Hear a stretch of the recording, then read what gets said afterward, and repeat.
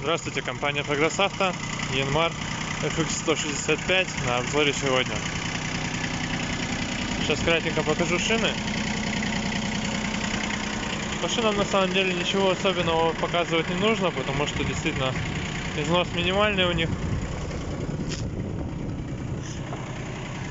Рассыханий самые-самые микроследы появились на парочке шин. В остальном состояние хорошее. Я думаю, слышно, что трактор работает очень ровно. Глушить не стал специально. Покажу по фрезе. Здесь необычно для такого размера трактора фреза 1,30 м с быстросъемом янмаровским. Соответственно, гидрорегулировки все присутствуют, плавающий режим и так далее. Раздатка вала двуромощности, коробка и регулировочка по фрезе как раз до 165 янмара не характерны, скажем так. Покажем наработку. 722 моточаса наработки у нас здесь.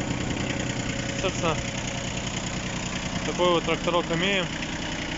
По состоянию косметическому и техническому прямо отличный.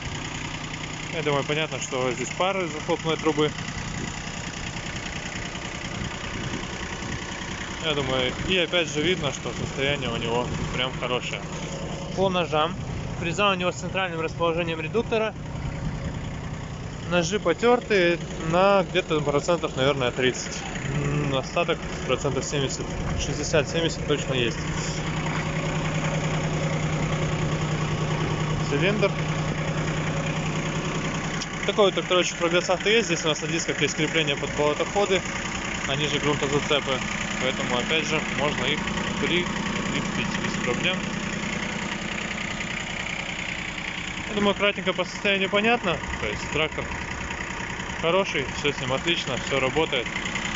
Опять же слышно, что работает очень ровно мотор. И с этим все отлично у трактора. Поэтому приезжайте, смотрите, будем рады показать. Янмар F165. Прогресс Авто, всего доброго.